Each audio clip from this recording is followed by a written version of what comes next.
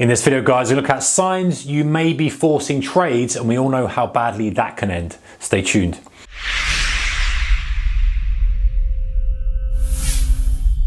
Hey guys, a very warm welcome to you. Thank you for joining me. All right, so some signs you may be forcing trades. So why don't we want to force trades if it isn't obvious, guys? If we start to force trades, we end up forcing errors. We end up taking trades that really aren't in conducive or aligned, should I say, with our trading plan, our trading strategy. And if we're forcing things, we get away with it from time to time. Sure, we do, because there's an element of luck involved with trading, as we know.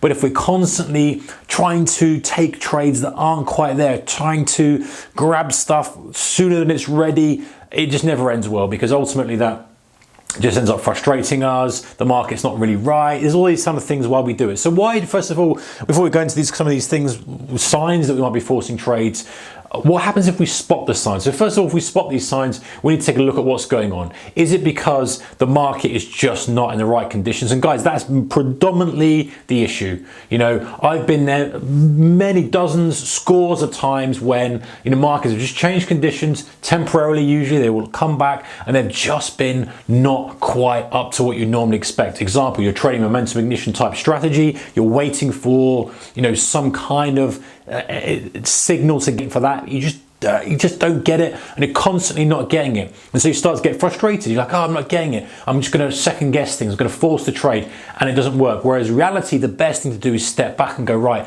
I'm forcing stuff now. If I try to take these trades, let me wait, let this cycle of volatility contract. We're going to expand again. We've got earnings seasons coming up, we've got Fed coming up here, and just being a little bit more patient and waiting, and then being able to be more aggressive when the market is in tune or aligned with your strategy. So first thing, guys, is you second guess signal setups. Pretty obvious one, this.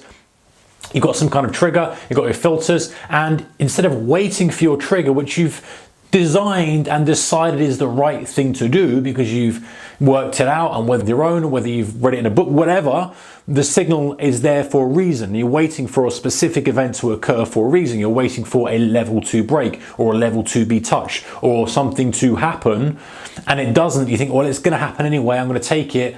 You're second guessing it, and you're ruining the whole thesis of the trade.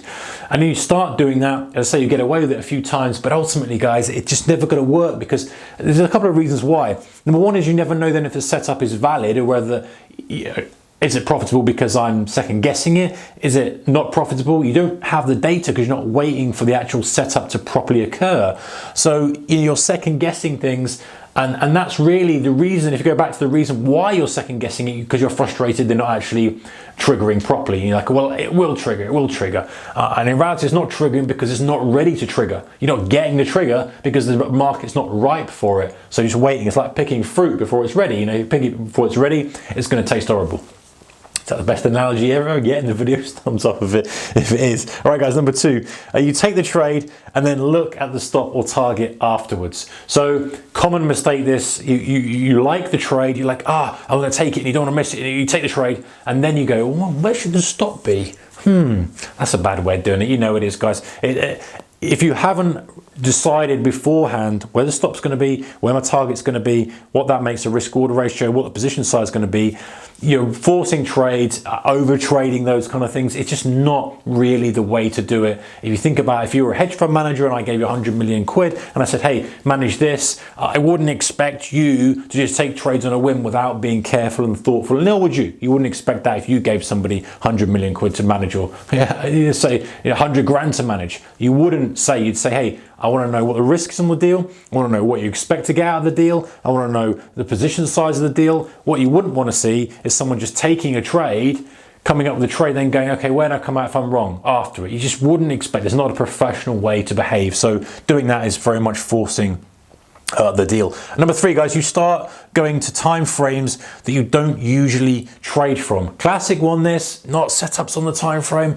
All right, well, I'll go lower time frame. If you trade for a daily, I'll go to 60. If you trade for 60, I'll go to 5, or even up. you're trading on 5, and you go, well, actually, if I look at the monthly, it's setting up on a monthly, I'll still take it. You're trying to justify a reason to be in a trade, you're forcing the trade, never going to end well. The other one, guys, is you look towards other markets for ideas. You're getting frustrated the markets that you trade aren't presenting you with trade ideas and trade opportunities and setups and triggers. And so what you do is you go, oh, actually, natural gas is moving.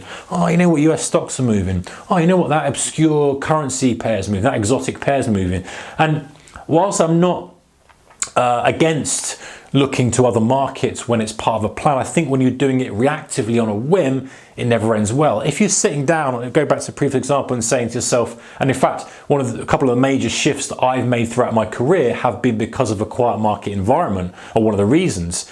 So if the market has gone quiet and you're focusing specifically on 1 or 2 markets and it's gone quiet, your option is, do I wait until it comes back alive, or do I now pivot, adjust my strategy and start to go into other markets that have potentially more opportunity? And so there's nothing wrong with that, but it's doing it in a methodical and calculated method and manner, and recognizing the risk and recognizing you're a little bit green in that market and recognizing what skill set can I bring over, what strategies, etc. It's a far more thoughtful process than just going, oh, I'm going to look at this, I'm going to look at that, because you're not getting the trades that you want setting up in the markets that you normally trade, and you start forcing trade onto other things. Final thing is, guys, you become frustrated and trade more size. This is a sign of forcing.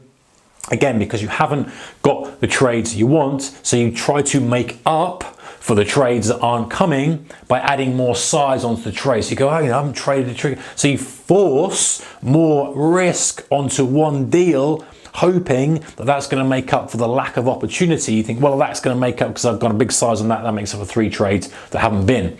And again, whilst you're not necessarily forcing the setup per se, and again, I suppose you could force the setup and size as a double whammy that you don't want, but you're forcing size onto a trade that doesn't really warrant it, purely because the opportunity is not there. So, summary, guys, if you find yourself doing any of these kind of things, and let me know in the comment section below any more that you recognize as signals that you might be forcing stuff.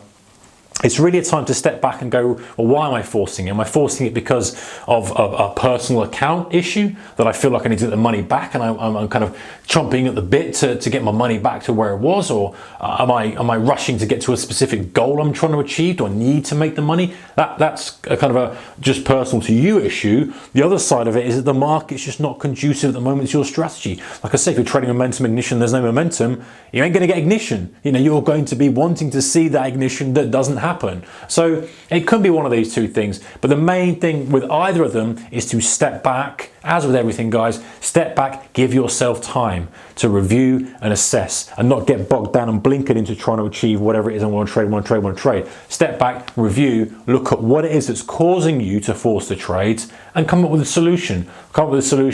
Go back in, move forward again. Next hurdle, same step. And it's the process that we keep doing as traders, that actually, guys, we learn to love it, because this is why we keep in the game for so long. This is why, we just constantly coming back to the markets, because it's a challenge. And little challenges like this, we can overcome easily. Take care. See you in the next one. Bye-bye.